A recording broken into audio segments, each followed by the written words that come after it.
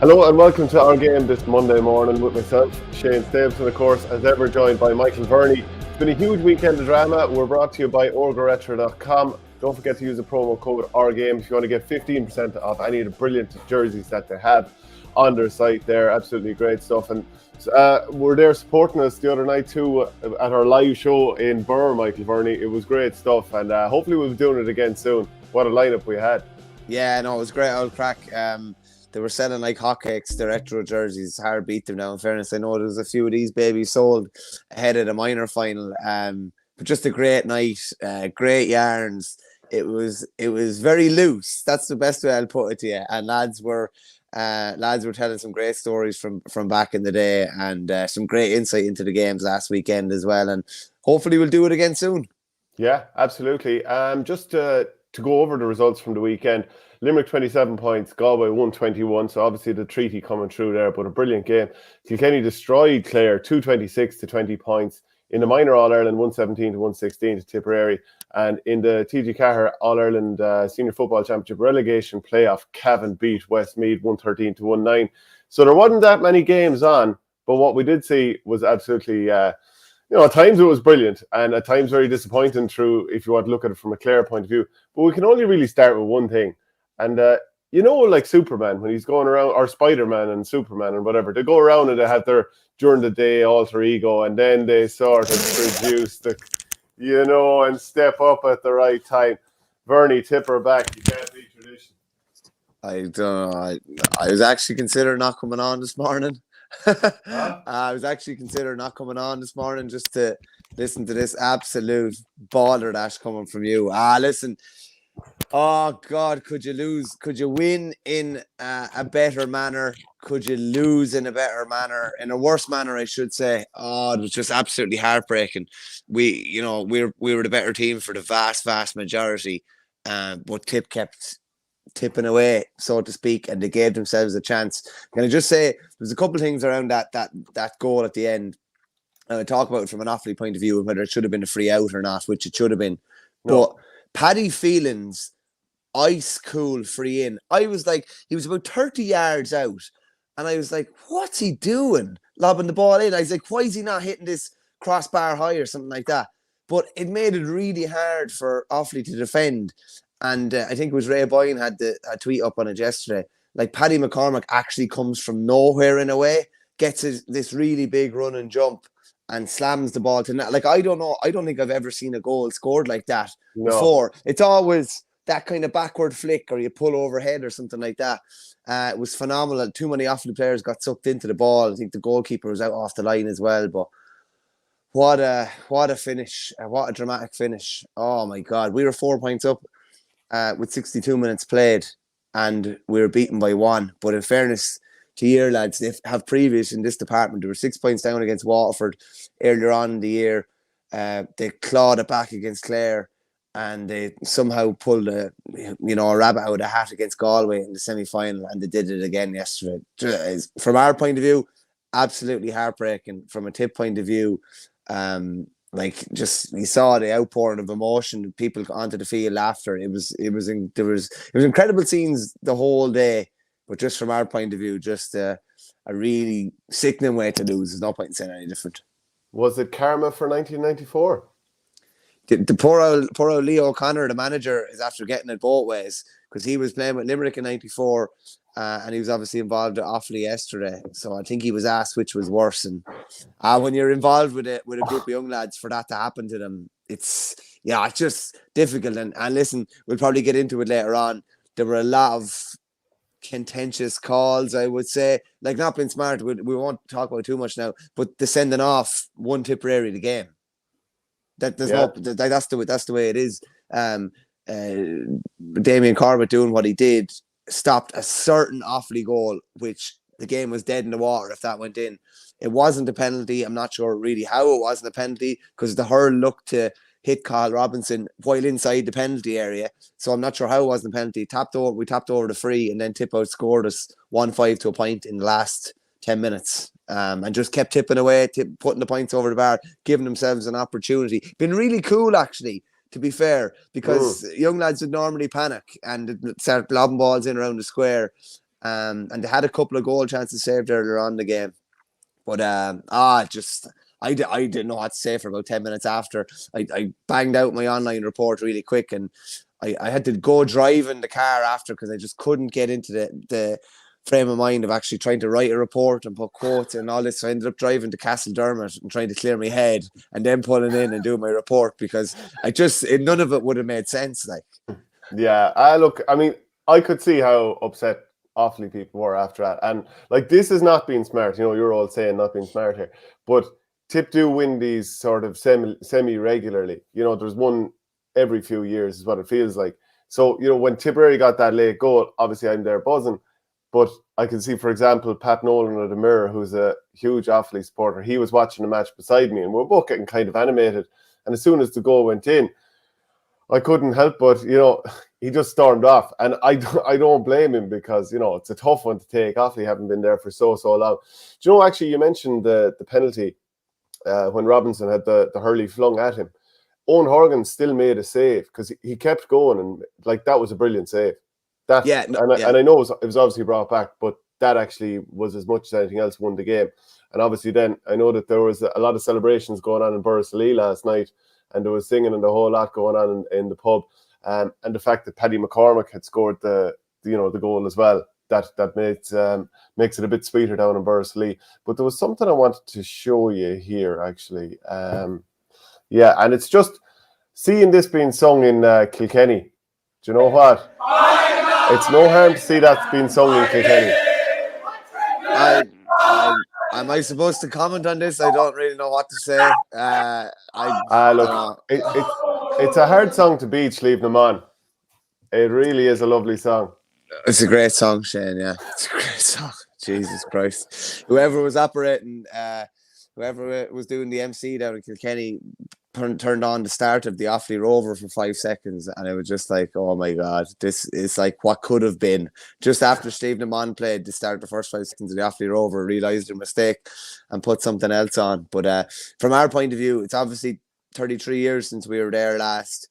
And up in Smart, you just don't know. Who knows? It could be 33 years before we're there next. You just don't know. So that's why it's just so important to take the opportunity that's in front of your face, and it's just disappointing from that point of view. But so many of those guys, if they stay in the straight and narrow and get in, doing the right conditioning work and get the right people around them, are going to be huge stars for the Offaly seniors over the next God knows how long. Just particular guys that stood out. Thought James Matton at full back was absolutely outstanding. Rory Kelly corner back. Adam Screeney up corner forward was brilliant. Daniel Hand in corner forward, left-handed fella as well, brilliant. There were lots of green shoots from our point of view. Just a pity we didn't get over the line. But at the end of the day, I suppose the way you'd have to look at it too is it's a minor championship. Winning is not necessarily everything, even though it doesn't feel like that today. And the big thing is that these guys are developed and they get them through to under 20 and get a good whack at them through to senior as well. Because we could hang our hat on a team like this. We could like a smaller county tends to extract more from a team like this. It'd be interesting to see in 5 or 6 years how much Tipp have extracted from this minor team at senior level, maybe compared to Offaly. So hopefully, hope springs eternal that these boys can help drive the next generation over the next 5 or 6 years. Yeah, all the gentle ribbon aside, there are some fantastic players in that Offaly team, and it was a very good game. And Conor Martin, I suppose, having to go off didn't help things. Sorry, not Conor Martin. Killian Martin having to go off. Obviously didn't help. But we'll get to that a little bit more later. Loads of comments are flying in here. I'm sure people want to also hear about the senior matches. I'll go through some of the comments here, and then we'll come back to chatting ourselves. Patrick Coleman says, although saying that Limerick were going to beat Galway by 9 to 10 points, there was no way that was going to happen. Galway don't fear Limerick, and there are no middle-of-the-road hurlers in that Galway team. Liam Linehan says, clearly Limerick's zonal defence can be caught by floating forwards and midfielders. Mullen will be key for any prospective Kilkenny win. Intriguing final tactically now. Yeah, I mean, look, even go over the last few years, Ger Brown scored a number of points against Limerick in the first half. Tony Kelly getting those 9 points a couple of years ago. And then, of course, again, we saw the likes of Tom Monaghan doing a bit of scoring, and who else? Ronan Glennon got a couple of nice ones too. Joe Butler, most heartbreaking for Offaly minors in a great match. Offaly appeared to have won that match twice over, but a terrific comeback by Tipp. They never gave up. Tipp minor team this year fought to the end versus Clare and Galway. Some hard luck to Offaly. fantastic Limerick win, says Flash. The lads in the Munster final and the All-Ireland semi-final have proven that they're well able to dig and get these wins. And there's a comment here about David Reid, who's somebody we should definitely be talking about. David Reid is the true definition of a super sub, has really stepped up to a whole new level this year. Yeah, that was Kevin McManaman type stuff, scoring 3 points, wasn't it? Yeah, that was unbelievable. Sure, they just needed something like that. It was that type of day. Tom Morrissey was quiet, Gerard Hegarty was quiet. Obviously Keane Lynch was only coming onto the pitch, and Casey was only coming on as well. They needed somebody different to step up, and that's the great thing about, from a Limerick point of view, seems to always be someone different to step up. It seems to be different players on different days. Kyle Hayes, even, who had probably been quiet at different stages this year as a forward, outstanding yesterday, and particularly out in that centre forward role where he hurt Galway before. He was brilliant again yesterday. But it's funny, like David Reid came on and scored 3 points yesterday. With the best will in the world, he has no chance of starting the final. That's just the way it is. And even John Kiley commented after, they all, to steal a phrase from The Rock, they all know their role, and they know their role, how appreciated it is to be able to come in and do something like that.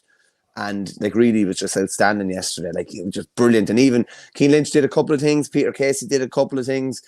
Conor Boylan broke a tackle at one stage as well. It was able to tip the scales in their favour. And Galway, I'd have to say, definitely didn't probably get as much of a bounce off the bench as Limerick did. I wonder, did referees buy fewer dives this weekend? Because, it's something we've talked about and I've been tweeting about a lot lately, that you go into contact, you put your arm up tall and you almost just wait for the referee to blow the whistle. But referees, and I know Thomas Walsh, when I was watching Limerick and Galway yesterday, I did feel that he wasn't blowing for it. I felt kind of across the board, Fergal Horgan as well. I thought they weren't buying it. And like, everyone can slate referees or whatever, but it's impossible to get everything right in hurling because you've 30 lads out kind of living on the edge at all times, and you can't blow it constantly. But did you feel that fewer dives were being rewarded this weekend? Yeah, dives, good one. The referees aren't buying as much as what the players are selling now, because we've just seen too much of it. You've actually seen lads going into the tackle and nearly stopping, expecting the free. So no, I think that's definitely a positive development. It's different. Like if the arm goes around the neck or something like that, it's an obvious free. But this thing of trying to actually buy the free, I think referees are becoming more aware of it. And it's like, yesterday it helped an awful lot to make the game a much better spectacle. Far less stop-start, and I think players are going to be a lot more wary of it now, where they were getting a lot of frees for this earlier on the year, particularly during the league. It's amazing how Championship is refereed differently. It really is. Like, it's just different set of it's like a different set of rules completely for Championship hurling compared to league hurling. Like, I know you're going to talk about later, like the black card doesn't really exist anymore in many ways. Like, it really, really doesn't. So, and that was probably seen in the Clare and Wexford game when Lee Chin was definitely, I would say, cynically fouled. But it makes the game a much better spectacle. And I just think referees have wised up to it, and that's, in fairness, we give out about them a lot, and probably be giving out about them in the minor game. But they definitely analyze what's going on and see what's going on week to week, see what the trends are, it's just mad how hurling keeps evolving. Like, you wouldn't have really, like, players trying to buy frees. Yeah, players have always tried to buy frees, but it's gone to a ridiculous level now. And it's good that referees are analysing it week on week and making sure that they're keeping the game as honest as possible. Okay, delighted to say we're now joined by Nicky Brennan, former Kilkenny player, manager, former GA president as well. Nicky, how are you this morning? Yeah, not too bad, Shane. Thank you. Very good. Yeah, very good. You're obviously much happier than the man on your other side there. Yeah, but I don't know if we're as happy as you. You seem very pleased in Croke Park on Saturday. Kilkenny are back. Actually, Kilkenny were very good on Saturday. I mean, they delivered a performance that was described to me by Jackie Turtle after the game as akin to the performance against Waterford in 2008, where they totally blitzed the opponents in the first half and then could take it easier, as one say, in the second half. They were excellent. We didn't expect to see Clare kind of succumb so easily, to be quite frank about it. They did come into the game probably as marginal favourites, understandably after the way they had played in Munster, and could very much have beaten Limerick in the Munster final. But they left their form behind them big time. And I spoke to Brian Cody after the game, and I put it to him about the fact that, and I always felt ourselves that once Brian Cody got his players for the couple of weeks after the Leinster final, it was the first time he got access to them this year. Now, we don't know what happens behind closed doors because that's the nature of training this day and age. But we were hearing rumours and we were hearing it was intense, which we expected. They had a good weekend away in Carton House. So he was able to do work with the players over those 3 weeks that he had been dying to do for a number of months, but couldn't with the close proximity of games. And to be honest about it, if he could have one more week to prepare for the All-Ireland final, I think it would put Kilkenny in a really good position. The 2 weeks is very short. I'd say he would love to have one more week. So that would be 2 weeks of heavy training, 1 week to ease off. But that's just the way it is. But it was a great performance by Kilkenny, and the game was effectively over at half-time. Yeah, Michael, do you want to jump in? Yeah, just Nicky, from like Brian's point of view, we're all talking about the handshake in recent months and all this other kind of nonsense maybe off the pitch. But like, it's incredible, like 17 All-Ireland finals for Cody to have led Kilkenny to. Like, I was only thinking on Saturday evening, if it was the case that Kilkenny won the All-Ireland and maybe Brian walked away or whatever, he'd have 12 All-Irelands in his 24 seasons. Like, it's a joke, really. And I know we're used to modern life is like, oh, things move on and we're always looking for something different. But his ability to keep coming back and just keep churning out the players, churning out that same attitude, churning out the results, churning out the performance, it's outstanding, really. It's incredible. I think you guys have been in the same room as me on many occasions with Brian Cody after games. He blots out all the noise. I mean, anything that's going on outside of the game, he completely ignores it. He will refuse to answer questions. He'll talk about to the media, because you know all this thing better than me. Why are you asking me these stupid questions? He's a firm focus. But I think nothing kind of spoke about Cody's longevity with Kilkenny than a tweet I saw yesterday, and it hadn't quite copped me before, that he now has trained a father and son, DJ Carey and Mikey Carey. So in many respects, that sums up, is there many inter-county managers that could say they have trained their father and son to play in All-Ireland finals? And look at where he gets the energy from, I don't know. I mean, certainly after the last 2 years, he was very disappointed with the way things turned out. But he has turned things around again, and he still has one huge mountain to climb on Sunday week. Can I just ask you, Nicky? He's never going to say it, but he has to get a laugh or a giggle out of all the talk. Like, I just tweeted the other day, like, Brian Cody has to go with kind of a laughing face. Like, all this talk, and he still comes back and is keep producing the results. I presume people are his naysayers in Kilkenny are fairly quiet after the weekend. You know Brian Cody doesn't laugh, Michael. You see him. He's the day Brian Cody starts laughing is the day we have to start worrying. He's a serious man. He absolutely, as far as he's concerned, it's everyone and the world against him and Kilkenny. And he uses that inner thing to himself too. And that's why I'm saying, when he got those players together for 3 weeks, he was able to lock them behind the closed doors, and he was able to convey to them what was necessary to get into an All-Ireland final. He couldn't do that prior to this game, because the games are coming in such close proximity. There was injuries to manage. There was a whole lot of things going on. But when he got those guys in, he was able to. They were a different team. They were mentally inspired on Saturday to take on the challenge of Clare. And look, I say it again, he still knows he's a smart guy at the same time. He knows that in playing Limerick, he's playing a team that's up there, very close to the best Kilkenny team of all time. And if they were to win this All-Ireland, they deserve to be matched with the great Kilkenny team. So he knows what's up there, but he also knows that, having watched the game yesterday, and he would have said that on Saturday evening, that he was watching that game in Croke Park, not on a television screen, because he needs to see the whole surround of Croke Park and see tactically what's happening at one end of the field if the ball is in the other end of the field. He will have watched that, and he will have gone away with ideas about things that he's going to work with over the next week and week and a half in preparing the team for Sunday week. Yeah, Nicky, we might get you to slightly adjust it so your face is in the centre of the screen there, small, but yeah, that'd be brilliant. Michael, do you think that any player at the age of coming up to 35 has produced a 70-minute performance the way that TJ Reid there did on Saturday? Like, he was all over Clare throughout. Now we'll go on and talk about how Clare, made a lot of mistakes on the line in this game and out on the field. But what a performance from a guy who's going to be 35 in a few months' time. Savage, Shane. And like, it's funny. There's kind of a tipping point almost at county level where you're probably at your best, maybe at your very best, maybe at 31 or 32, looking back at Seamus Callan, Patrick Horgan, Joe Canning, when you get to that level of you have all the experience and nous and cuteness under your belt, but you can very quickly go to the other side of that at 33 and 34, where the legs are on the way in a small bit, maybe you're not able to keep up physically. Like TJ has just eased into this season really, really well. Like the Galway game down in Pearse Stadium seems like an awful long time ago now. Look at the performances he's thrown in now. He seemed to have a lot of time on the ball at different stages the other day as well. Brilliant in the air. And I think like when Clare were so off colour in front of the post, it's just taken for granted like how his frees are just dead eye, straight down the middle. That's it. When he stands in front of a free, he takes maximum care with it and it's over the bar. But probably haven't seen a player at his age in a game of that magnitude dominating as much as he did at the weekend. Like he's as good as ever. And it's funny, there seems to be always somebody to ever so slightly overshadow Adrian Mullen, who is taking his form to a different stratosphere this year. He's the top scorer from play in the championship with 25 points, I think it is. He's averaging about 4 or 5 points a game. He was brilliant again the other day.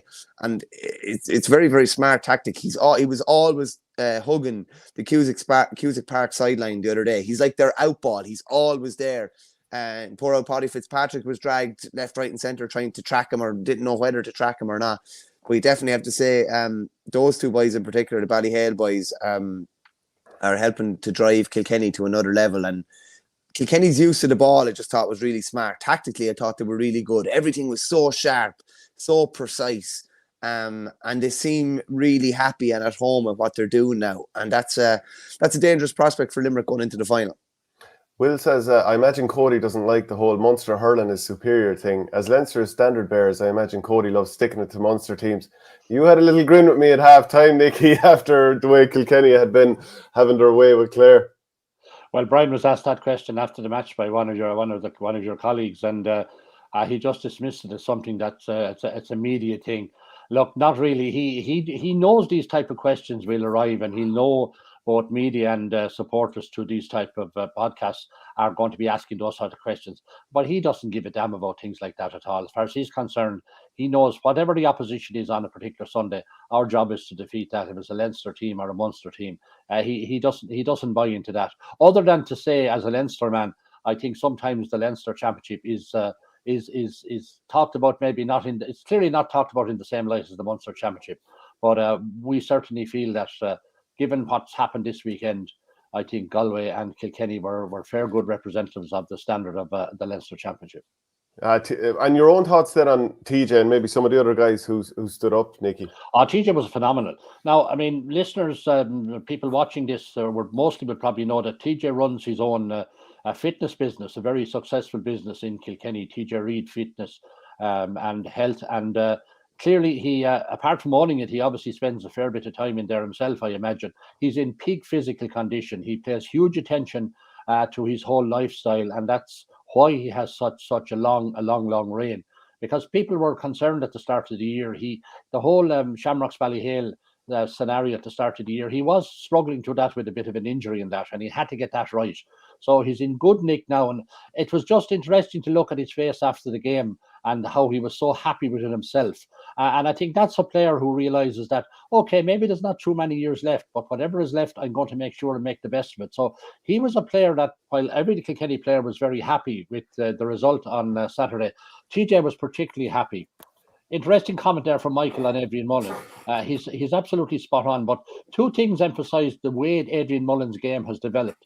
One was a long delivery, not sure was it Paddy Deegan. He popped the ball into the full forward line. Adrian Mullen, who was picked probably out the field, won the ball in the air, turned and popped it over the bar.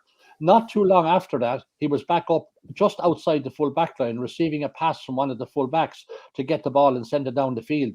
So he's been given freedom to maneuver around the field. He has obviously a great level of fitness. He's a great level of upper body strength. He's able to break a few tackles there during the course of the game. So he's adding an interesting dimension to Kilkenny's game. I'm not sure if we had a player in the recent past who could comfortably handle a high ball going in the corner forward, and then be equally comfortable working with the full back line to bring a ball down the field and start attack at the other end of the field. So that's very good. And the other bonus for Kilkenny yesterday is we saw Cody playing much better than he had been in previous games as well. He was very unlucky not to get a goal, a brilliant save by Ever Quilligan in the Clare goal, I must say, to be fair. But at least the resultant breaking ball was popped over the bar by Billy Ryan. So the Ballyhale contingent are actually performing extremely well at the moment, and that's good news for Kilkenny also. Just on that, have you ever seen a player have more time on the ball than Richie Reid? He seemed to have 10 seconds on the ball every time he got it the other day. And I don't know if that's to do with the fact that he's playing a bit of a free role or whatever. But he definitely, Nicky, it's taken probably him a while to get to the pitch at senior level, senior county level. But he's been inspirational this year. He's playing fantastic. And I'll tell you another thing. That's a factor also in TJ's performance, because clearly if you have your brother at the other end of the field and your brother is the captain of the team, that motivates TJ even more so to perform. And that, I wouldn't dismiss that as a factor as well. But Richie has settled in very well. He's comfortable there. He's a great reader of the game, and he'll hit the ball. He'll pick out pop past 20, 30 yards, but he'll also send a 70-yard delivery, whatever is demanding. But you're right, Michael. He's creating a lot of space, or finding a lot of space. Now, whether that sort of space is going to be available against Limerick, and if Keane Lynch or Kyle Hayes are the centre half forward, well, they may need a lot more attention, and there may not be as much space around the place on Sunday week. So that's something I'm sure Kilkenny will have to sit down and think about how they will tactically manage that. Yeah, I mean, a few times over the year, I've kind of said I wouldn't be a huge believer in where this Kilkenny team is going, but like you know.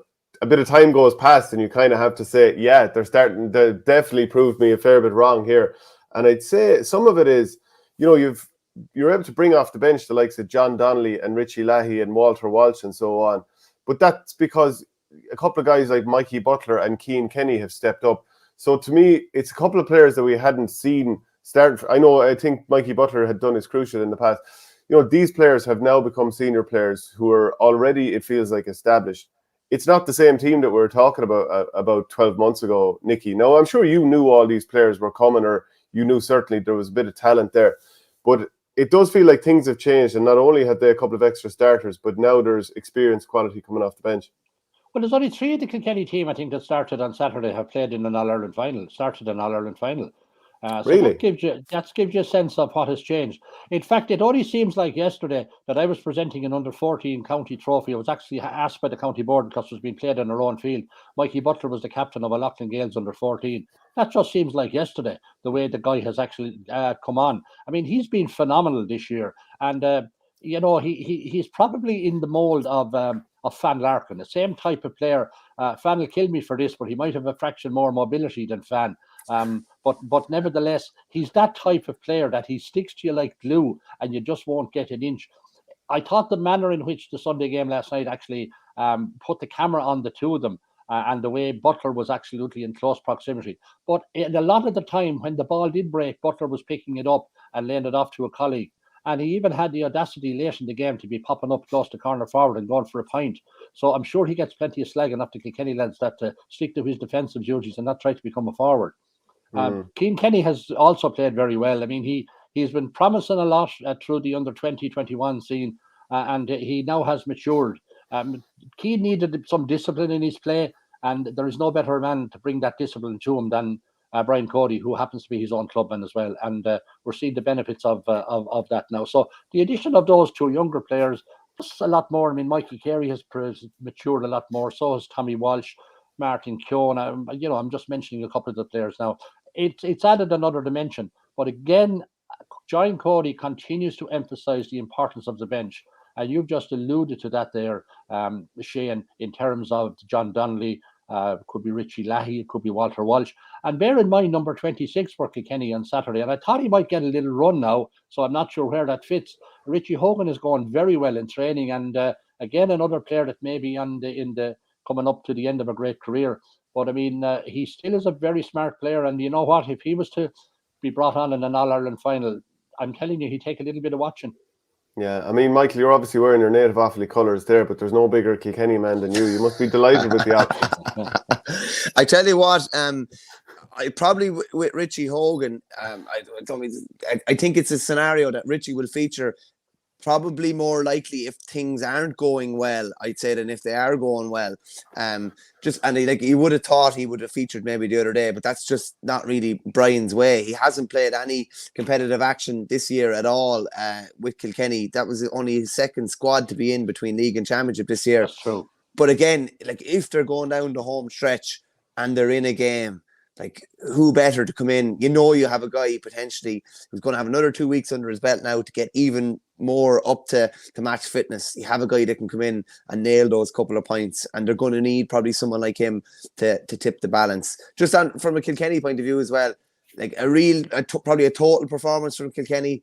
But you'd have to say as well, like a total no-show from Clare's point of view, and just surprising based on probably what had come before it, just a real non-performance, and that'll kill them. They've waited 4 years to get to Croke Park, and they probably would have liked to be swallowed up in it the other day. Just a disastrous performance. Just no, like you could count in one hand the amount of lads that came away with credit from that, and that's really disappointing from their point of view. Looks like it. Like I was just thinking about it as well after trying to beat Limerick and laying it down to them seems to take an incredible amount out of teams. You look at Clare. Clare produced very little against Wexford after the Limerick game, and were really bad. On Saturday evening. Tipperary produced that first half against Limerick in 2021.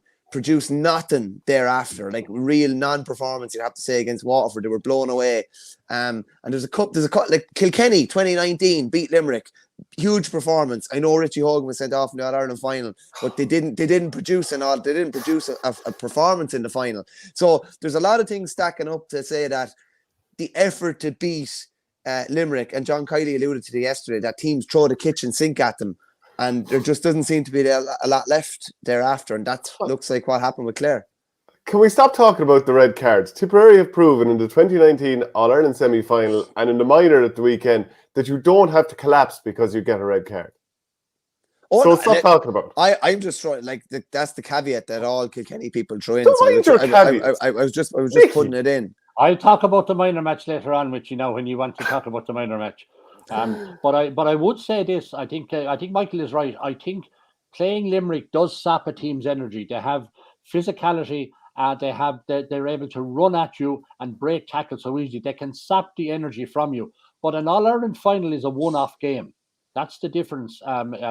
Semi-final, you go through Limerick and you might get Munster campaign. You might get close to beating them, but it saps your energy and you mightn't get it back again. An All-Ireland final is the last day you're going to play. And in this occasion, we know it's the last day because it's either extra time and penalty. So there is going to be no second game. So you can throw the kitchen sink at Limerick in Kilkenny's case.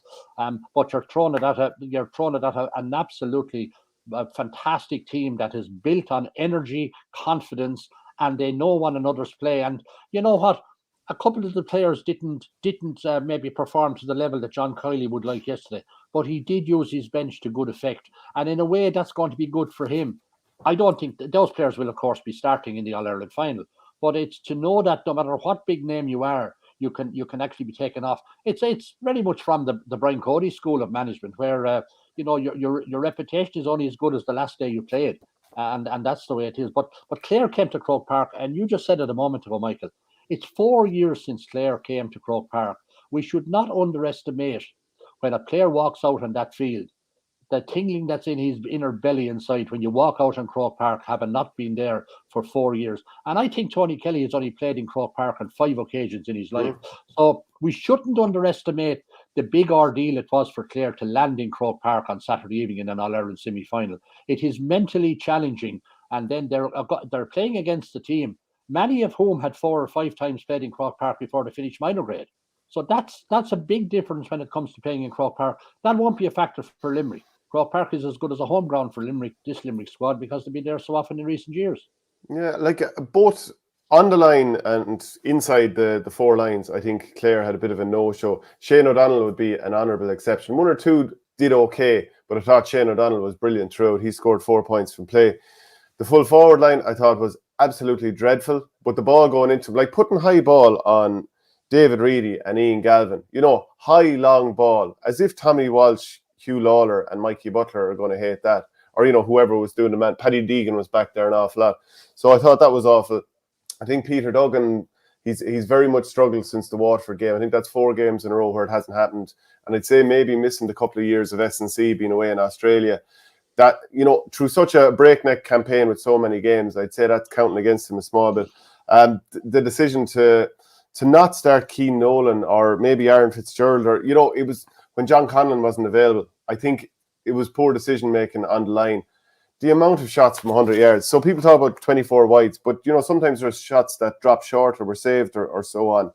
They scored 20 out of 55 attempts. I mean, that's absolutely shocking compared with Kilkenny's 28-43, which is quite good. It's probably, I haven't done the maths, but it's probably up around that 60-65%, which is good. But I would say an awful lot of this was lost between the 4 lines. I mean, David McInerney, how many shots does he like to take in every single game? There's a reason you're in the backs. I know he pops over the odd one, but like 1 in 4 or 5 or something like that, it's a killer for a team. Michael, was it more inside the 4 lines or outside the 4 lines? It was lost. It was a bit of both, but certainly I think on the line, Brian Lohan will be very frustrated with his own performance. Yeah, a bit of both. A non-performance between the white lines, and he tried to make a few. Obviously, we have to say that John Conlon couldn't play, and he's their anchor in defence. That obviously had an effect. You can't be collapsing because of one change. I mean, this was a total no-show over one player. No way.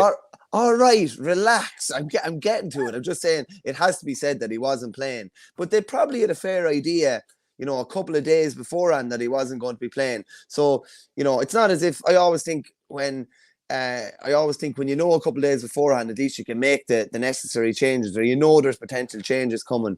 McInerney went in centre back, did fine at times, but again, there was some real brainless shooting from out the field. Even Rory Hayes had a couple of big, long, booming clearances as well. Real long deliveries. They just, like, what happened to Clare's running game?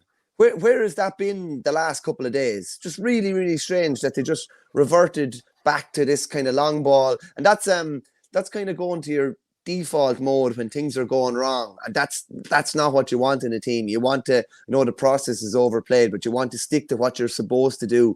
And Clare totally went away from that the other day.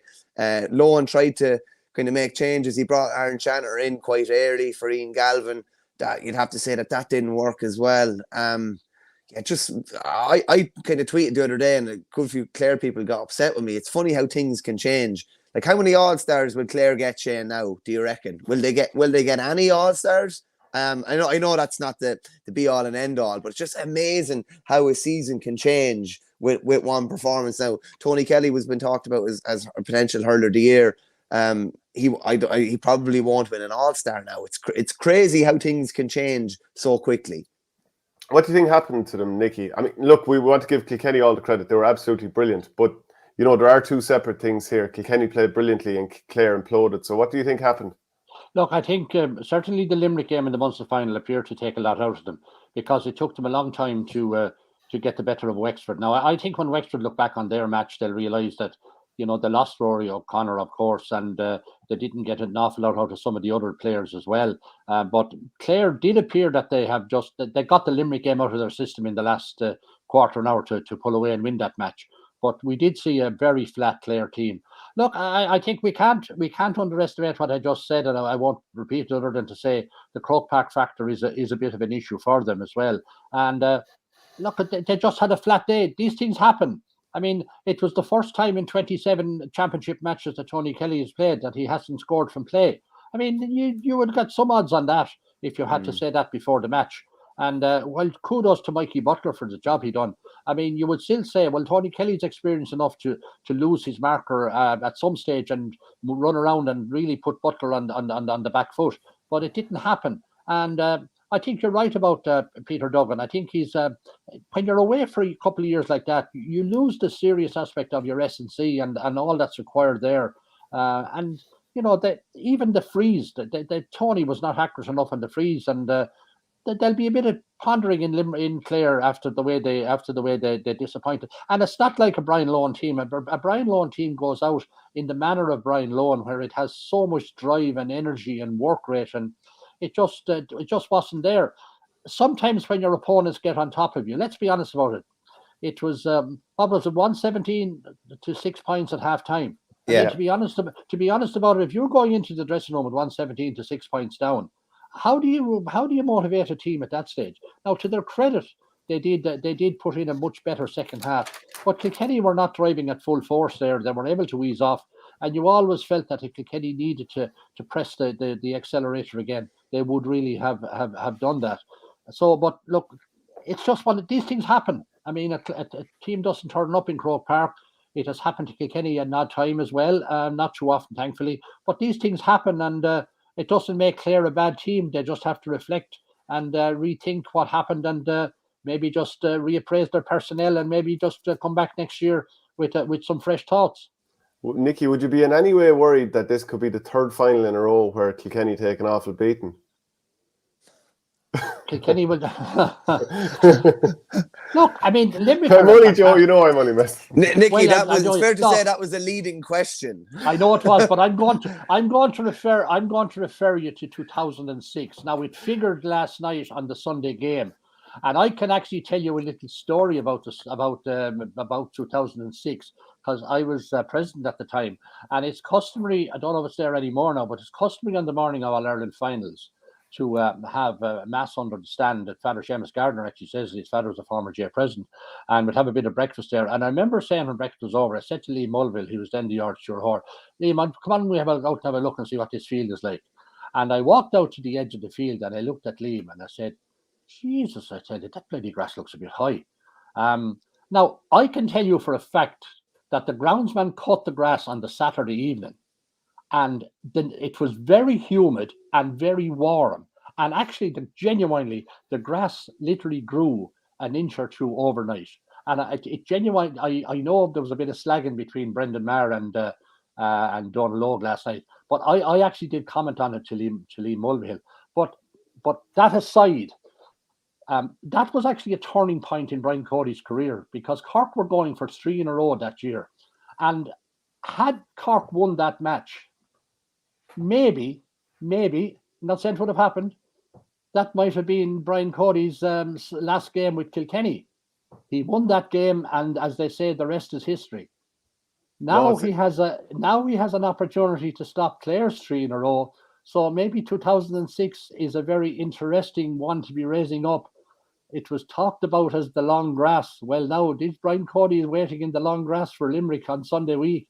Who knows? He won't want to lose to Limerick, because they're still talking about the Killian Buckley deflected 65 they didn't get a few years ago. So I'm sure that'll raise a headline or two over the next couple of weeks. But look, isn't it great to be in another final? Look up again, and I'm to be dead serious about it. Limerick are a formidable team, and they're going to take absolutely some beating. But Kilkenny will die with their boots on. Yeah, Michael, go on. No, I tell you what, the fascinating aspect I find of it is John Kiley will never say it publicly, but that 2019 semi-final hangs over them, and they have been waiting to get a crack at Kilkenny, and they have it now. And I kind of get the sense of it was kind of similar. Yesterday's game was kind of similar to that 2020 semi-final against Galway. It was just a matter of getting through it. Now, I think you're going to see a performance from Limerick in the final, and I'm expecting a massive performance. And they won't need any motivation with the sight of that Kilkenny jersey. And it's funny, the 2 championships that Kiley hasn't won as Limerick manager, Brian Cody has been the one to finish his campaign both times, in 2017 and in 2019. And I think that 2019 semi-final is akin to Donegal beating Dublin that time in 2014. Look at what's happened since. And this is, I just think it's set up for a brilliant final. Kiley is probably a bit more media friendly, you'd say, than Cody, and gives us a few more sound bites, but they're very similar in the manner with which they operate. They tend to kind of block out a lot of the noise. It's all about kind of culture and values. That's what you get from the two of them when you talk to them. And it's going to be a fascinating final. Brilliant final, I think. Yeah, well, a couple of other points I wanted to bring up is I thought Conor Cleary, he won a couple of balls and snapped a few balls, but instantly was turned over by the Kilkenny forwards. So I think he did quite good and didn't do as bad as some of the other players with Clare. I thought he did okay. But it's just, TJ Reid getting the little flick in. Keane Kenny winning ruck ball. I thought a lot of players like that really stepped up. Kilkenny very good in the air. And another thing that stood out to me was, I think around the 33rd minute or something like that, Clare had worked the ball brilliantly out from the back. Rory Hayes, I think, was involved in a bit of a 1-2. He did a hand pass over the top for David Fitzgerald. He just ran straight up the centre of the Kilkenny defence. And, you know, when he gets going, like, he's a serious athlete.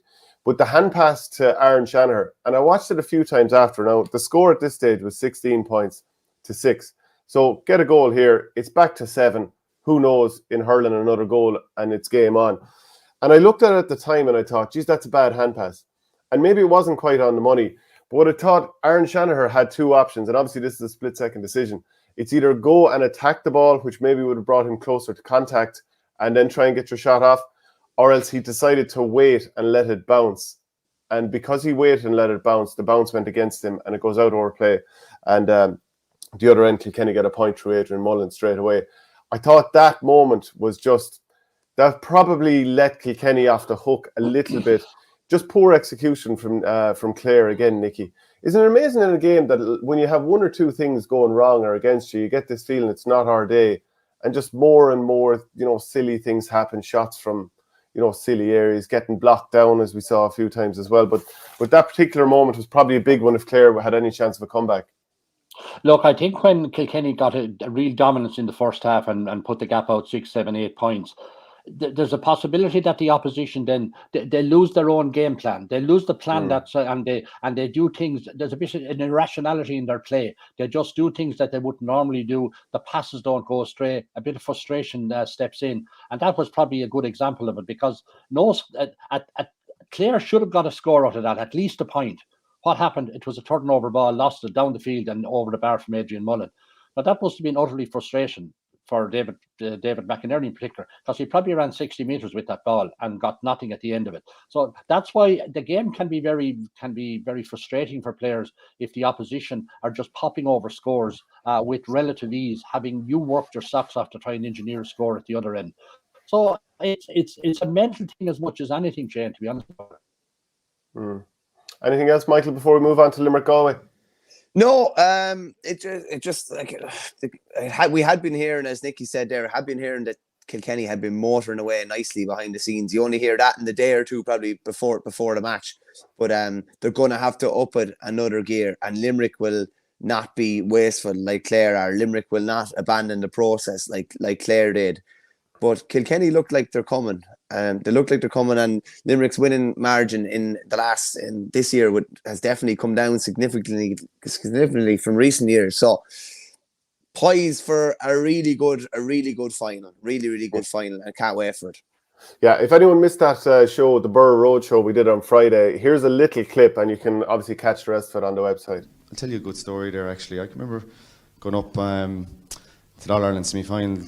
The time we beat Limerick, and we used to get a train that time from from Limerick, and we book off 2 carriages or whatever for the backroom team, maybe 3 I suppose with all the backroom team that was there. But we used to get the lunch and all in the train on the way up, and next thing at a particular time Joe O'Connor would go around with the dior lights, you know, for the hydration, and I can remember we'd all go up at our own time and get our dior light, and I can remember Mark Flaherty going up. Now Mark wasn't even on the 26, and he goes up and he gets his Dior light and all that, and I was just thinking to myself, like, everyone is buying into this, like, you know, the whole group, like, this is a lad, he's not even talking today. So inside in the dressing room anyway, I was just, you know, saying a couple of words to the group, and I was just saying, you know, we owe it to the guys that aren't talking now today, you know, we need to do it for everybody. And I said, look, Mark Flaherty, he wasn't even on the 26, and he was drinking a Dior light in the train on the way up, lads. We owe it to everybody, you know. So that was grand anyway, and we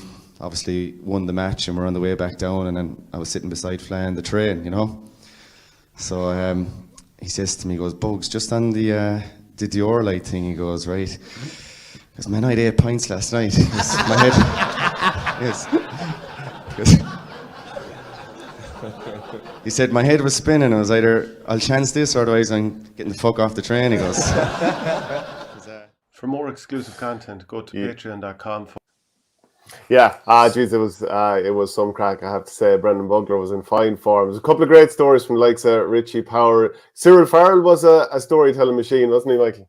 Yeah. Cyril is just the public's favourite, isn't he? Just the microphone was just here for the whole night, the whole night, and he just had story after story. But no, it was a great night. Previewing all the games, and I said hopefully we'll get to do it again soon. We'll go on the road again soon with a bit of luck. Yeah. So I suppose Nicky, Limerick 27 points, Galway 121. What when you come away from the game, what is it that stands out to you? What are the pros and cons on both sides? Well, look, Galway came mightily close. I mean, it took a great finish from Limerick to win that match, and it was the David Reid's introduction obviously was significant. He made a huge contribution. I thought towards the very end that obviously Galway, they had lost their shape a bit. About 3 balls at least went into the defence. They broke behind the attacker on the back, and there was another back waiting there to pick up the ball. I just thought they lost their shape, and they had a fair bit of inaccuracy. Now, both teams hit a lot of wides on the day, but Galway, towards the end of the game, I think certainly missed a couple of, I thought, were reasonably decent scoring chances. But again, it put them to the pin of their collar. I was expected that Galway would give them a very, very good game. I thought they're better able to match up to Limerick than possibly even Kilkenny is in the physicality stakes. We'll find out that on Sunday week. But they did very well. Maybe the slow start for Galway didn't help them. Let Limerick build up a bit of momentum, so they were maybe on the back foot. But they came back very well. And when Brian Concannon got that goal, absolutely incredible goal. The game was back in the melting pot. So, look, on another day, Limerick could very well have lost out, but it shows what's in this team. It shows the strength of the panel. To the credit of John Kiley and his selectors, they made some big calls, taking off some household names who have been fantastic hurlers over the last couple of years, and that was needed. But those players will be back on Sunday week, and God knows what they're going to do to Kilkenny. We just have to wait and see. But it's a game that Henry Shefton, he was naturally hugely disappointed, but he got a lot out of his Galway players, and that team is not going anywhere. It's still very much shaping up that Galway under Shefflin are still capable of coming back and getting back to the top of the pile. He'll have lots of time now to think about what needs to happen in the coming year, because you need to make some sort of changes in somewhere or another. But it was, in many ways, it was the game that Limerick wanted in the semi-final. They have 2 weeks to recover now, and it was a very, very good game. Obviously, it was a lot more competitive than the game on Saturday, but we've digested that game on Saturday enough at this stage. So a very, very good game. I was taken by Limerick the way they actually played, but we shouldn't be surprised. We know what Limerick are up to, but they were put to pin of their collar by a very, very good Galway team.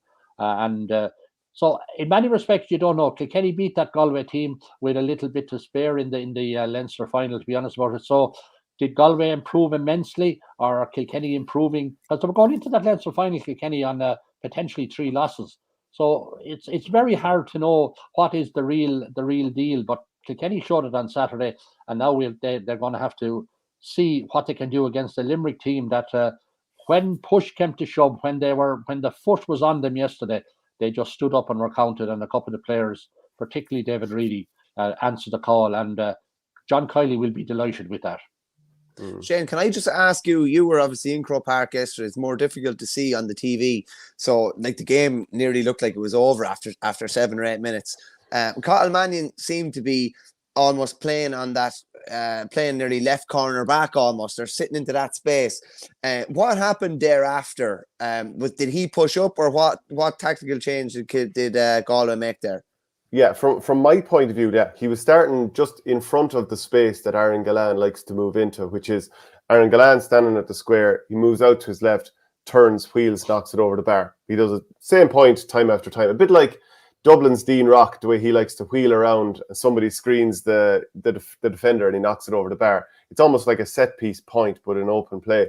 But yeah, he basically, from my money, he was standing back there, and I was like, I mean, this is a great idea in theory, but he's being bypassed, so there's no point in continuing to do this. So they moved him back out, and yeah, he just seemed to be floating around the middle of the field. And Mikey Butler had kept him very, very quiet in the Leinster final. But Limerick don't really man-mark players so much. So like we talked about already with, other players like Ger Brown earlier this year, like Tony Kelly in the past, there is an opportunity to score points against Limerick because they're not going to compromise their backline. So, which made it even more. I couldn't believe it when Brian Kincannon was able to catch the ball uncontested and bury it into the back of the net. Now, what I did do is, and again, you don't get the opportunity to do this on TV, but as the ball was about to be delivered, so like a lot of the time when you're there, you look to see where is this ball about to go. And I saw Brian Kincannon standing a couple of yards behind Michael Casey. And I understand that as a defender, you like to sort of try and cheat in front because you don't want that ball popped in front of you and then you're on the back foot. But Kincannon made a dart and he was miles away from his marker. And he just got away from him. And yeah, it was what a finish there. And it really ignited the game. But yeah, that, like, to be fair to Mannion, it was not working. But you have to say credit to Henry Shefflin. He spotted this thing very, very quickly and made the adjustment. I think some people would, I mean, Brian Lohan took off a player after 8 minutes against Wexford in the previous round. Henry Shefflin changed this very quickly here. The game was slipping away. And I'd say he has to get a lot of credit for that, Michael. Yeah, well, I'll tell you what, Shane O'Neill got a lot of joy with a similar tactic in the 2020 semi-final. And it was funny that the 2020 semi-final yesterday pretty much ended up the same score, 27 points to 24, except in a different way. And they were kind of carbon copies of each other. But for Henry and Richie O'Neill and Greg Lally and the lads to set out their stall by wanting to do that and play Cottle Mannion there, and then quickly realise that it wasn't working and change it. I think that's a good sign of the direction that they're going in. And you know, a lot of things went wrong for Galway yesterday. They were poor in front of the post as well, and they still laid it down to the 3 in a row chasing All-Ireland champion. So, like, there's never a good way to finish a season unless you have silverware in your hands. But and hope kind of springs eternal, I'd say, in Galway, that things will turn around. And I know I saw a couple of people saying it yesterday, like, if they had ifs and buts, candy and nuts, but if they'd had Canning to come in just for that, you know, 20 minutes experience at the end, they were just probably missing something like that. They were missing a bounce off the bench like David Reedy and even Lynch and Boylan and Casey gave Limerick. But Galway definitely came away with an awful lot of credit yesterday, you'd have to say. Yeah, Nicky, how about the composure of Limerick? And I'm looking at their last 4 scoring attempts. They got 3. I'm looking at the last 5 for Galway, and they got 1. So Johnny Cohen hit the post with a pointed attempt in the 65th minute. Then there was a scramble between Finn and Kincannon, and obviously Limerick got the ball away. Conor Whelan scored. Then a sideline from midfield from Fintan Burke wide, a couple of wides from sidelines. Tom Monaghan took a shot from the sideline at speed, wide. Evan Nyland, for him, you would have thought on his left side, uncontested shot wide. At the other end, it was just composure from Limerick. And is that coming through so many big games over the years that you come into the last 5 minutes of these games knowing you've been there before, you don't panic, and maybe some of these attempts from Galway were a bit more panicky? I think you've summarised it there very well, Shane. That's the point I was saying earlier on. I mean, Limerick look, they had to change. I mean, the 2 wing forwards, Tom Morrissey and Garrett Hegarty, were off, but they had brought on Cian Lynch, and while clearly he looked a little bit ring rusty, John Kiley will be delighted that he popped a few nice passes out and created a little bit of space. That's what he needed to do at that stage. But there's a confidence about Limerick. It's like the kind of the Kilkenny team of the great Kilkenny team of the past, that they just always had confidence that they could see out a game. Didn't always happen, of course. Galway, on the other hand, you know, Henry will look back on that and he'll just see a lack of composure. It was a bit panicky the way things were happening. They knew they can see from the clock what much time is left, and they could see Limerick had gone a point ahead, and through David Reedy, and obviously a little bit of panic station set in, and a bit of wild shooting. Whereas if they try to distribute the ball a little bit better, move it around and try and get into a better scoring position, hold your composure, and then you might be able to get the vital score at the end. And look, that comes with winning and being successful. And that's something that's probably an area of their game that Henry will need to probably focus on in the coming year, just to have that little bit of patience at the finish. Yes, the clock is running down, but have that little bit of patience, because in doing that and getting your own score, you're lessening the time for your opponents as well to get a score at the other end of the field. We should also talk about the Hawkeye situation. There's a comment in here from Oman Snowball. What is the story with Hawkeye when the umpires saw it going over for Galway? So that's fine. Like, the right decision was made. Glennon's point. And actually, I just wanted to say that actually Galway looked like they found a couple of players this year in Ronan Glennon and Tom Monaghan, who's been there for a couple of years. But, you know, these lads look to be stepping up and they've more in them. But like the Hawkeye point, I thought it was a very strange one, that Glennon one, that the point was overturned. That it was in the 17th minute, and it was only a few minutes later that the point was chalked off. And I'm thinking, like, it's fine, the right decision was made, but ultimately, I think it needs to happen before play resumes, because we might end up with a situation in a few years' time when a team is, let's say, a point down, they end up taking, knocking a penalty over the bar when they might go for a goal otherwise. Then 2 minutes later, does Hawkeye decide a previous score you got, doesn't count. So now instead of being level, you're a point down, but you would have gone for a goal otherwise with the penalty. So that's a bit convoluted, but the butterfly effect is there, Michael. I think that as soon as it goes over, if play resumes, the Hawkeye can no longer intervene. I don't know. It's a difficult one. If it happens later in a game, it will have serious ramifications. I'm of the opinion that if a ball went wide, regardless of whether you only realise it 2 minutes later, the ball went wide. It's not a point. It just that I looked back at that yesterday. It happened pretty quickly. The umpires gave it, so there was no deliberation. The ball was poked out and was probably in play for a bit. And obviously the Hawkeye officials are looking closely at it and then getting on to Thomas Walsh. But I understand where you're coming from, but I don't know. So you're saying like 2 minutes have passed and we realise that ball went wide, but the time has passed, so you can't change. You can't. Madness! No, madness! No. When if the ball has gone wide, it's gone wide. Like whenever you realise, like it's not ideal if you only realise that 2 or 3 minutes later. But psychologically, it impacts the game then. It can do, but like at least there's no element of we got a point that wasn't a point. Do you know what I mean? If the ball was wide, the ball was wide. I understand what you're saying about the butterfly effect and all that, but no, to me, even if it takes a couple of minutes to come to the right decision, you come to the right decision.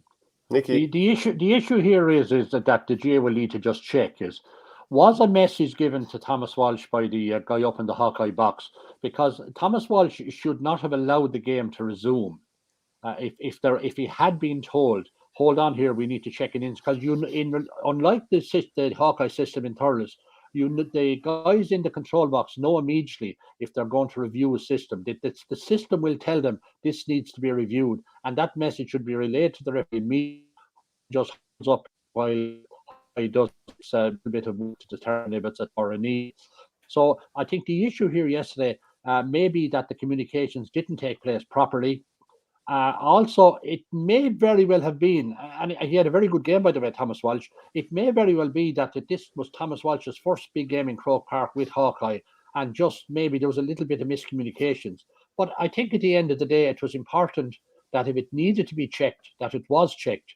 And then nobody could say at the end of the day that, God, I wonder, did that point go over the bar, or was that wide a point, or what was it? I think it's important it was checked, but there just needs to be a little bit of work done, talking to the Hawkeye controller and the referee as to how that little bit of communication took place, because it didn't look right watching it on television. Yeah, and I mean, the process I'm talking about. Yeah, I mean, remember Brian Hogan caught one over the bar a couple of years ago. Tipperary went up and scored at the other end, but the play was brought back for the score for Wexford.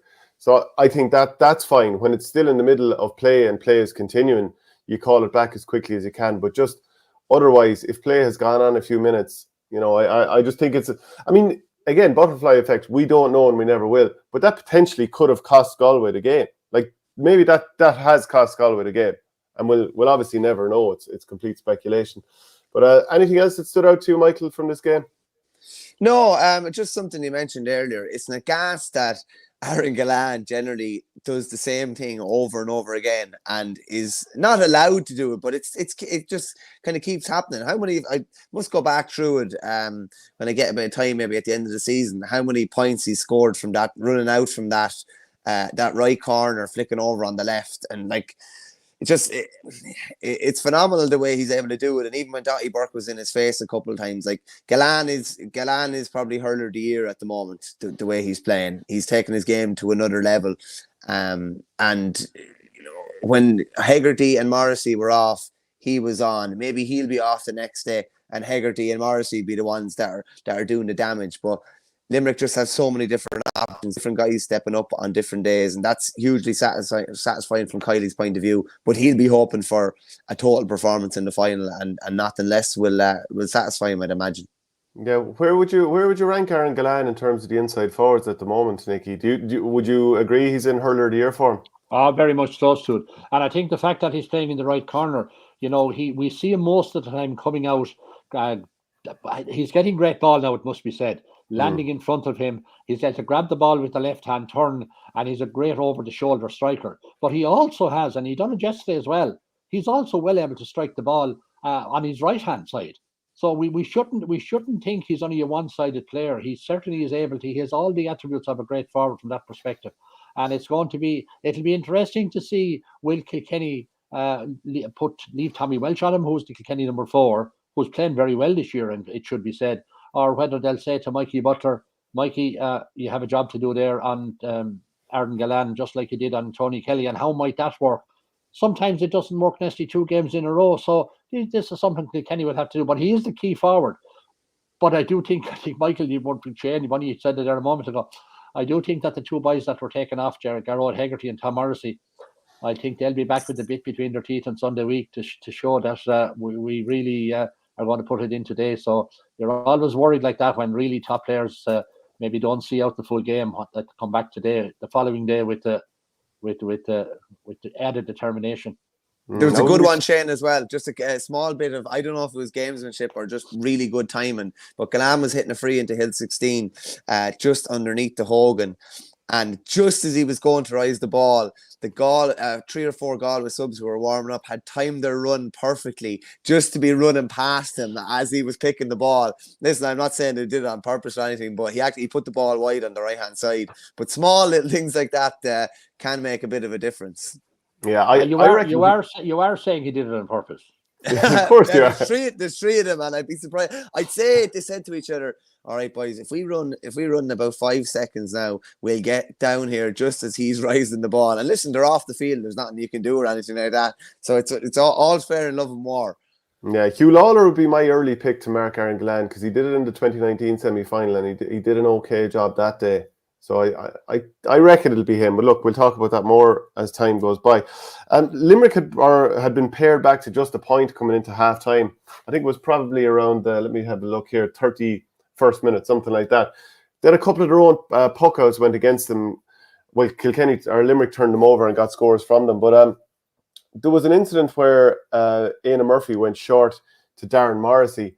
He miscontrolled the ball. Now, a goalkeeper shouldn't be bouncing a ball in front of a cornerback. It has to go to hand. We know that. But Éanna Murphy was pretty good overall. That ball didn't go to hand. Morrissey spilled it. Graham Mulcahy took it off him. He tried to run in on goal, but was cynically dragged to the ground.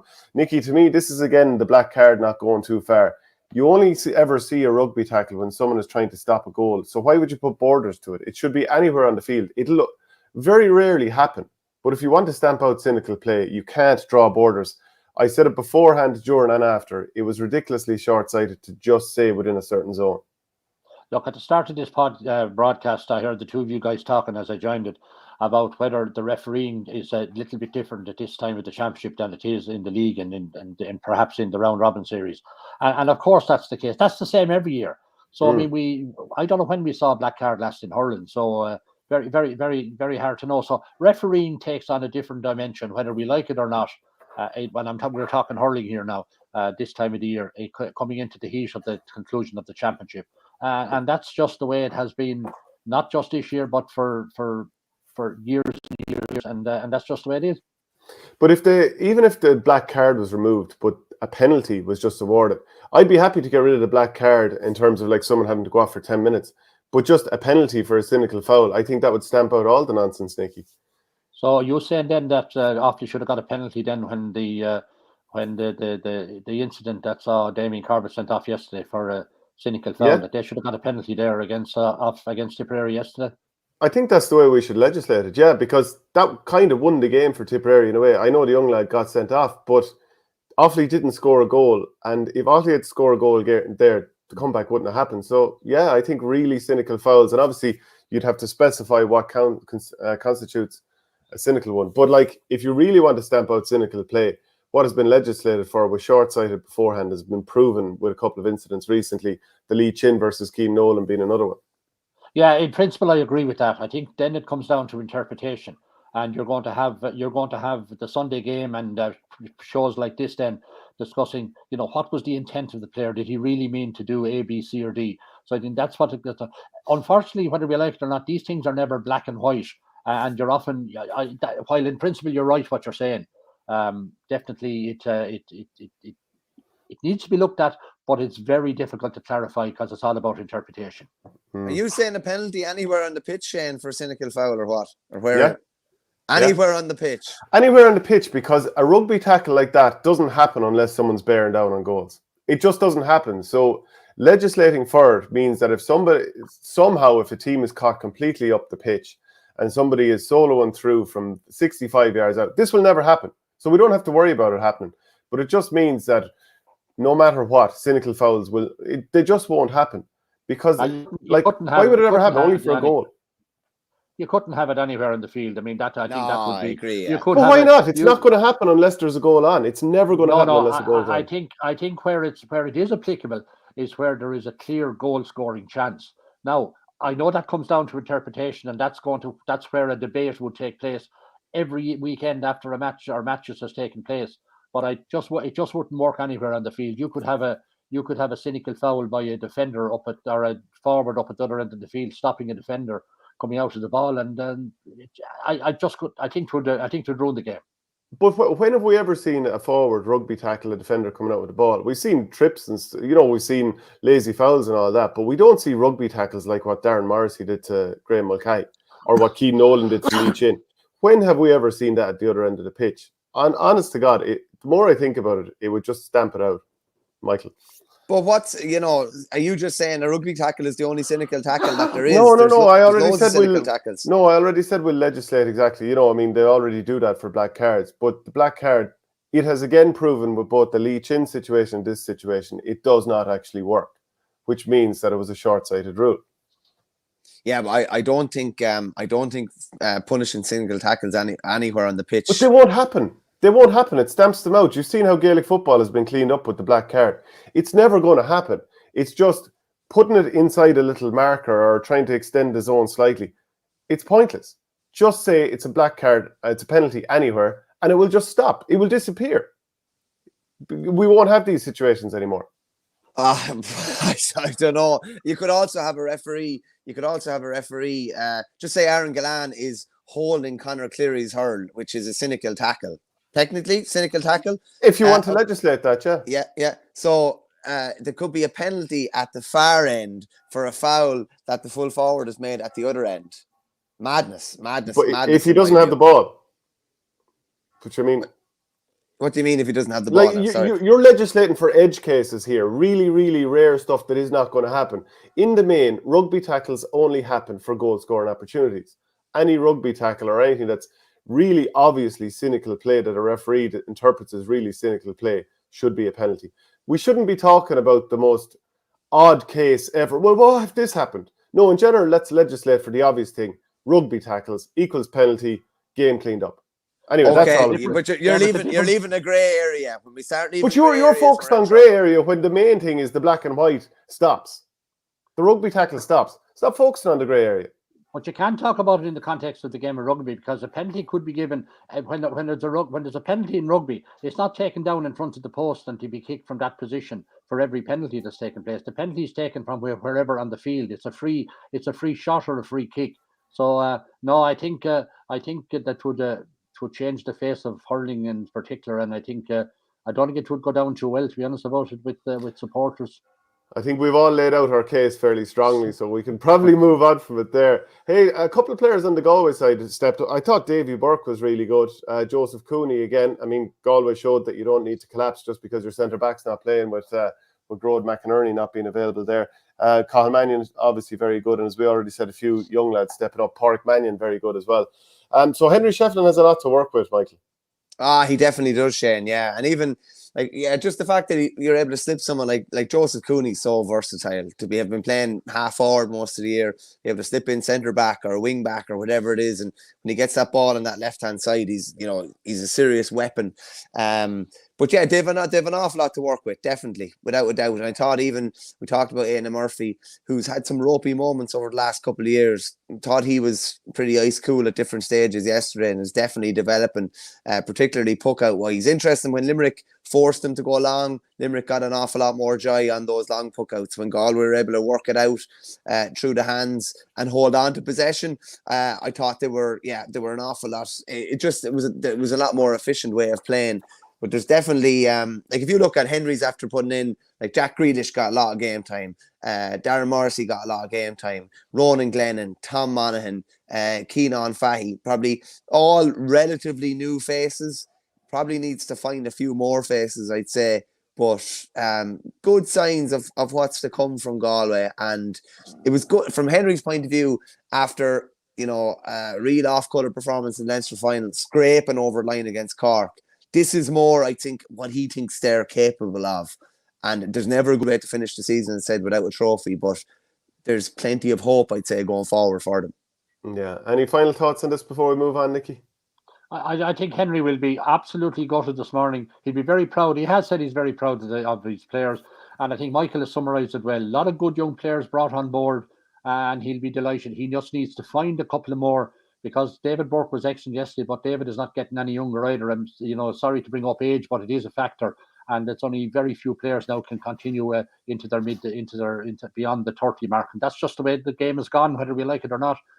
He just needs to find more players, but that doesn't mean he doesn't need a David Burke on the bench to be in and keep the younger crew going and to bring his vast experience of the game. But going in the right direction. But I'll just finish by saying on Galway, we've heard that before from Galway. Now Henry has to kind of move up a notch next year, and a notch next year is to get to the All-Ireland final, because if he doesn't achieve that, he'll only more or less have achieved what some of his predecessors have done. Just on David Burke, Shane, as well. Like a lot of people would have said that David Burke could have been finished with Galway after being taken off a half time against Tipp in 2020, taken off a half time against Limerick, and really, really struggling. Like, in fairness, he's got himself in serious nick. He looked like a spring chicken out there yesterday at times, and he was brilliant. And something that you said earlier about Brian Concannon's goal, there is still a place for first-time direct hurling when a team is not set up and ready. Burke just took the ball, as Cyril would say, on the volley, drove it in, and Concannon got that yard. So there is still a place for that at times. And I'm not saying David Burke looked up and saw that it was one-on-one inside, but there is still an occasion for a direct ball if you see that maybe something might be on. And just on David Burke, yeah, he's been brilliant. And I don't know whether I would like to think he wouldn't call time, but if he did, he's had an unbelievable career in Galway. And obviously he was the man to bring them up the steps and end that famine. Yeah, so Kieran Kingston has stepped away as Cork manager. What did you make of that, Nicky? It's probably not unexpected. No, not unexpected. No, a nice fella, Kieran. He's had 2 stints at it, I suppose. And look, he felt he's probably got as much out of him. I suppose it's also, he may feel that Cork probably need to do something different with their style, and maybe he feels that that's up to a new man to come in and work with the players on that score.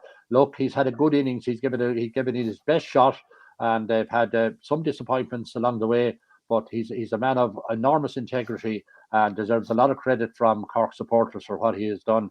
But Cork still needs to start. It is still a county that needs to kind of work harder and try and get back up the table a bit. It has been out of the limelight for too long from a Cork supporters perspective. Nicky, just from a Kilkenny and Tipp and Cork point of view, will Cork ever go outside? Are they, like, if ever there was a time to go outside, it could potentially be now. But like, are they too proud to go outside, or is that something you ever see happening? I don't see it happening. I think it's the job is Pat Ryan's if he wants it, if he's up to it, possibly working with someone like Wayne Sherlock as well. I think that successful under 20 management team is likely to come in there now. That's me speculating. I'm not working on any inside information or anything like that. But it's probably Pat Ryan's. I mean, he was in the Waterford job and had to pull out of it, as you know. So I'd say it's a fair good chance that he was able to go back to do the under 20 job in Cork. Very good period there with them. So it's his, I suspect. That's me speculating, and maybe someone like Wayne Sherlock as well, who's a very good guy on the sideline also. So that's who I think will probably be in there subject. But Cork won't come outside the county. No, can't see it happening. Yeah, and I think some people will know that Pat Ryan didn't take it up due to health reasons, the Watford job that time. And I think I've heard from other people saying that it's a job that I don't think he necessarily wants to take. But look, we'll wait and see, because sometimes when it's put on your plate, then you might think differently. But look, maybe Pat thinks completely differently. It's just speculation. But Diarmuid O'Sullivan, the Rock, who's obviously been soldiering with Kieran Kingston throughout his tenure, has said, incredibly proud this was on Twitter, to stand with Kieran over the last 3 years. Thank you for everything and staying true to your vision. Scrutinised to the extreme by those who wore red, stood on line as red so they could remain relevant through various media outlets. When they walk, they walk. So to me, that comes across as basically there's Cork people in the media, people who've previously been involved, that are throwing slings and arrows towards them. Look, I mean, Nicky, you've managed. You've been in a situation. Obviously, this is different now, different era. Social media, everyone's having a pop. There's far more media outlets out there. But how much did it hurt if somebody ever had to say something about your team and you were thinking, that used to be my teammate there now, or I used to work alongside him and now he's having a pop? Of course it hurts. I mean, I would have always said that. I never give a damn about myself and what people were saying about me. It's actually your family you feel worse for, to be quite frank about it. And I'd say Kingston is that way as well. He had a somewhat similar situation to myself, even though I wouldn't consider myself being a very successful inter-county manager. But during my time, my brother was playing on the team, and I think deservedly so. He was a very honest player.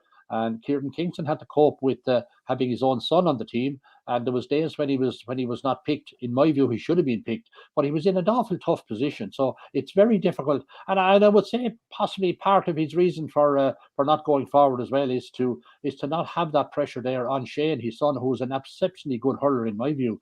And he just needs to get a good run at the Cork in the Cork attack, and just not feel that I'm on one day and off the next day. So it kind of gets personal like that. But obviously, I was involved in the mid-90s. Social media was in its infancy, or wasn't even there. I mean, what people are saying now about managers is just horrendous, and that affects their family as much as the individual themselves.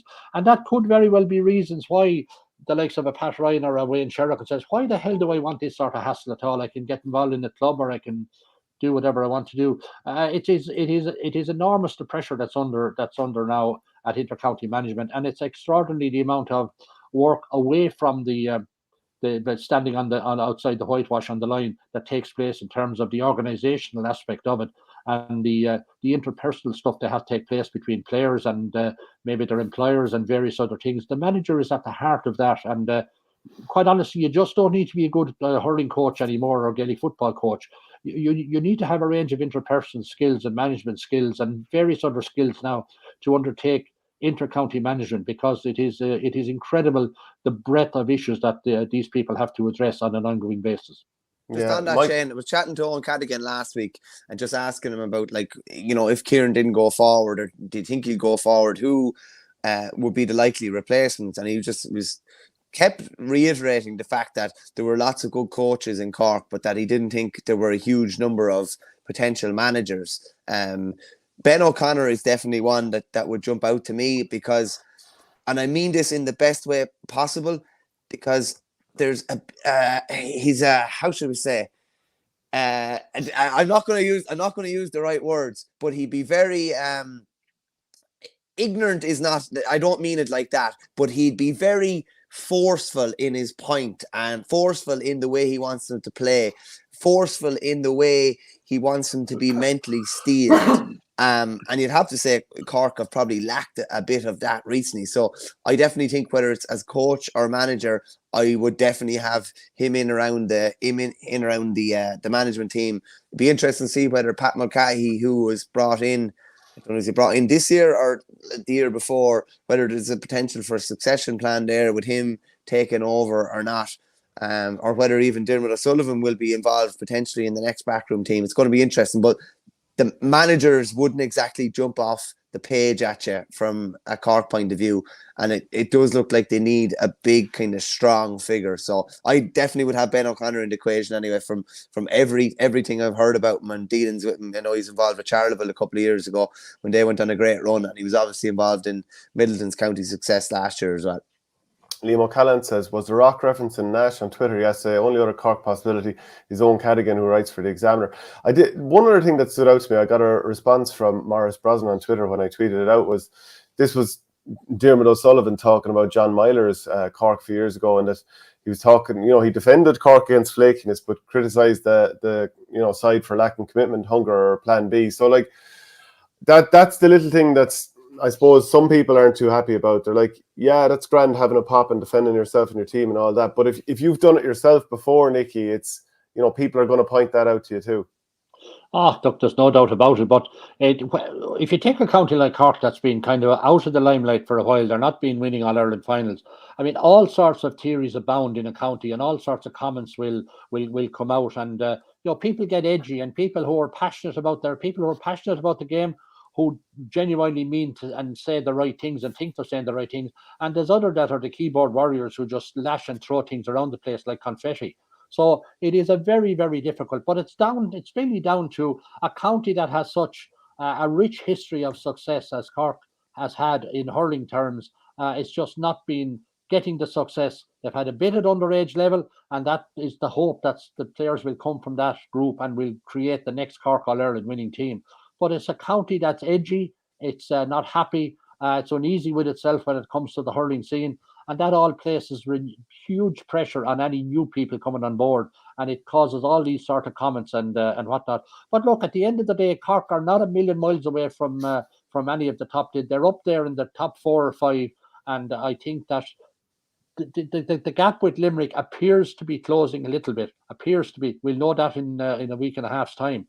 But Cork are not too far away, and it's a matter of just continuing to maybe get a few new players, maybe look at some of the style they're playing, and they're not going to be a million miles away at all. And I thought Kingston did a decent job. He's a good guy, but unfortunately, it just didn't work out for him. Is there an All-Ireland in those Cork players, do you think, Nicky? I would think so. I think there's a fair possibility. Yeah, they need to maybe relook at the style of play, maybe that they have the type of player they have. Maybe they don't have the same type of physicality as Limerick, and when a big team like Limerick comes at them, maybe they're found wanting in a number of areas. But they just need to change their game a little bit. I think Limerick are they're able to hit ball diagonally across the field. They're able to pop past 20 or 30 metres. They're able to send in a long ball, and they know they have the players at the end of that long ball to win it or to hold it up or get possession or get fouled and all that. Cork need to look at their whole aspect of their game plan and try and make the best out of their players, and maybe try and dig out 1 or 2 new players, because there's some right cracking players on that successful under-20 team. And while they don't become senior players overnight, it may very well be now that they might need to spend a National League next year trying to give these players a chance, because just a message that was popped up there that Cork Underage have been ahead of Limerick, Kilkenny and Tipperary for the last while, and that's a valid point. Now they have to try and transition those lads on to become senior players over the next number of years. Yeah, they definitely do. Okay, we'll move on to talking about the minor All-Ireland final. Michael, we've already touched on it, 117 to 116. What was the atmosphere like in Nolan Park? It seemed to be a cracker. Savage, yeah, savage. It was put up as sold out a couple of days ago, but there was only 20,214 in there, which was a strange one, which is a bit below capacity. But like, I was in there, in there sitting down half an hour beforehand, and it was just a hum around the place. Like, there's traffic jams going into Kilkenny, first time probably a decent while for a game. There was on the Offaly way to Kilkenny, there was a traffic jam in Durrow. I think there was a tailback in Durrow. There was a tailback in Ballyraggett. That's just like, it's annoying, but it's great. Like, it's great to have that and have that thirst with people coming to games. And I just know in Offaly there was the buzz in the previous couple of weeks around the county has been unbelievable. And the ovation they got coming out, the noise for that 1-3 to, when it was a 1-4 to no score burst just before half time. We actually probably should have been up by more at half time. Tipp didn't score, I think, from the 22nd minute onwards to half time. But Cathal English got back and made a brilliant block on Niall Furlong just after Lee Kavanagh's goal. We could have easily been 8 or 9 up at half time, and Jack Screeney had a chance of putting the ball over the bar just after that as well.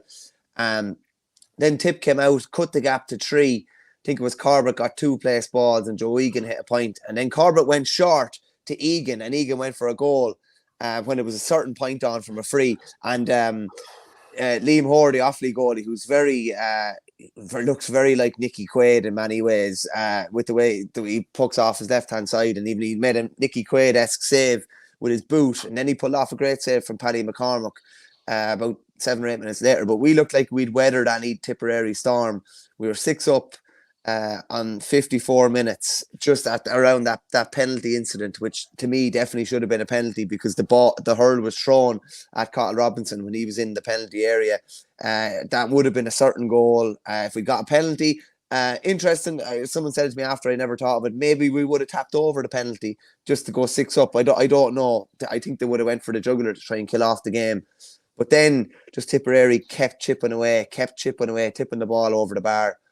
And, obviously the goal at the end, but, a couple of seconds before that, like 100% Niall Furlong was fouled. Like, your man ran across him. Okay, are you honestly telling me that wasn't a free? The referee is standing right there. It's such a blatant free.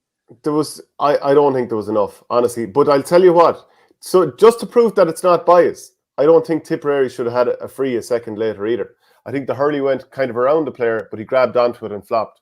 So I don't think I'm of a mind. He walked straight across him. It was an obvious free. It was blatantly obvious. No, I don't think either was a free. Let the neutral man. That's parochialism getting in the way there now. But I just told you, Tipp shouldn't have had the free. The second one was definitely free. They were both frees. They were both obvious frees. Right, look, you're a bit of a softie. I'm more of a let him hurl away. Nicky, as the neutral. Well, first of all, it was a great game. Now, I watched it on television rather than go in, because it was after the game in Dublin the previous day. I was trying to get myself organised for a radio programme that evening. But actually, it was great to watch the Offaly traffic. They were driving by my door all morning, Michael. You could have come in for a little bit of breakfast, so I had to know that. But I've seen, you talked about queues in Ballyragget. They were outside my gate here as well, driving along, the buses going, 40-odd buses and there was probably as many on what we call the Freshford Road in Kilkenny as well, coming from the Tipperary route and from Clonmel. It was fantastic. And look, Nolan Park looked just fantastic on the television. Now, I would say this, first of all. I think from a Tipperary perspective, Tipperary have just dug out victories in this grade this year from the death on many occasions, and they deserve enormous credit. When they went down a player, and look at young Damien Corbett has been a great player. He was brilliant for Colosh de Mura Johnstone in college's hurling this year as well. And they nearly got through. They got beaten in the semi-final by a team from Galway, I think from Clare-Galway. And he was one of the main guys for them. So what happened was unfortunate.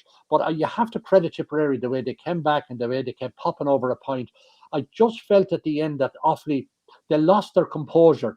They went for some shots from out the field where they might have been better to spray him into the corner, particularly into Jack Screeney's corner in particular. Get the ball into him, and he would have got possession and maybe been fouled or something like that. They just lost their composure a bit at the end, but you have to hand it to Tipperary.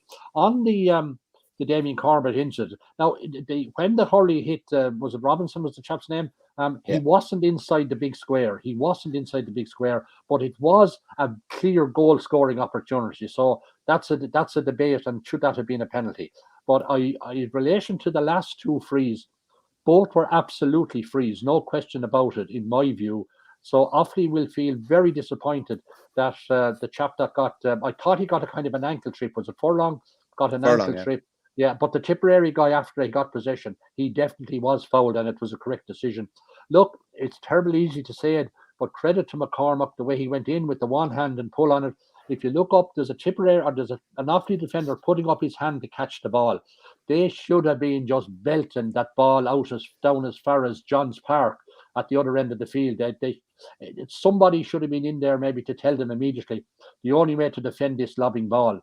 And to be fair, another player would have taken that free and would have tried to hit it low for a goal. 100%, You have to give huge credit to the young Tipperary lad. Now, whether he got an instruction for the sideline or not, I don't know. But you have to give credit to Tipperary at the end, the way they engineered that goal.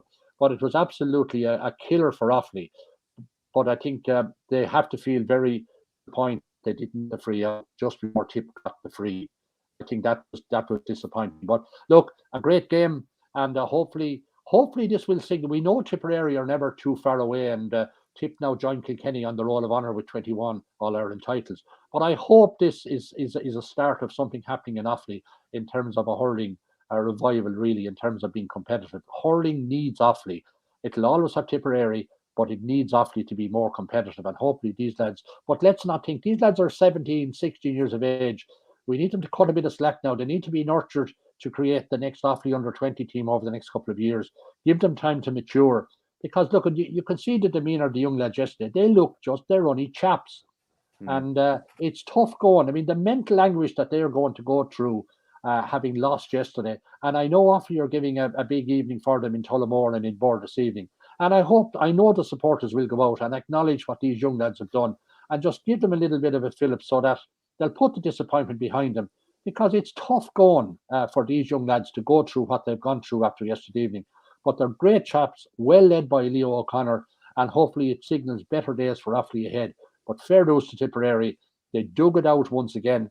So therefore, you have to give credit to James Woodlock and the team that he has built into these guys a belief that it's never over until that whistle goes. Just 1 second. I want to circle back. You tried to throw in a snaky dig at me, Shane, about I'm a softie, and I know it's all, and you want to let things go. I'm not, no way am I letting this go. It's all within. If it's a free, it's a free, and it's all within the context of a game. Those frees were being given the whole day yesterday, so I'm not a softie. I'm the exact opposite of a softie. And the other thing I want to just throw at you, Nicky, I know he's only a chap, but like Adam Screeney looks like Joe Dean in a recreation of Joe Dean, the way he feints, and he's a delight to watch. Like, he's only a little kind of an impish kind of a player, but he's like the talent he has. He was fantastic. I think I called him Jack. That's his older brother, actually. Yeah. He was fantastic. And the other chap in the other corner, young Hand as well, he was very good. And look, there's no question about it. Are they both Kilcormac-Callaghy club? Are they both of them? Yeah, there's 7 on the squad. Yeah. So, I mean, there's a great future. That's what I said. Those guys need to work it. But let's be fair about it. Adam Screeney, just use him as an example.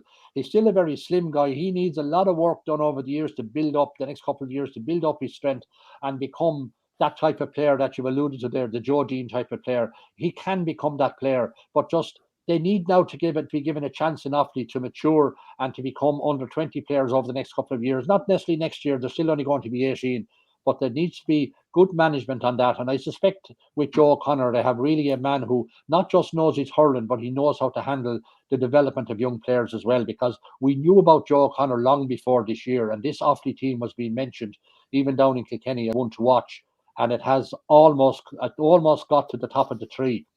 But I'm sure that will be enough determination for them to keep going in the future. Yeah, I'd say one of the things that James Woodlock, and he's obviously done a brilliant job to help lead the team to the All-Ireland here, is his squad and different players stepping up. Like Tom Delaney, some days he shot the lights out. Like, he was brilliant in the semi-final. He was brilliant in the Munster semi-final as well, I think. And then quiet enough yesterday, and subs come on and made the difference, as they had done against Clare and as they had done against Galway. And like Paddy Phelan, like you've already mentioned it, but that lofted free in, it was really a brilliant moment for him. But a lot of these players as well, I'd be looking at from a Tipperary point of view and saying, well, again, there's different lads stepping up every day, which is great, but there's a good few lads there that you think they can play senior for Tipperary in it's probably 3 or 4 years, really, because a lot of the time during the game I was remarking on, these lads are skin and bones. They really are so small and so young, but the talent is obviously there. But and what did you think, Michael, in terms of like Damien Corbett? It was definitely a red card. No one's here to debate that.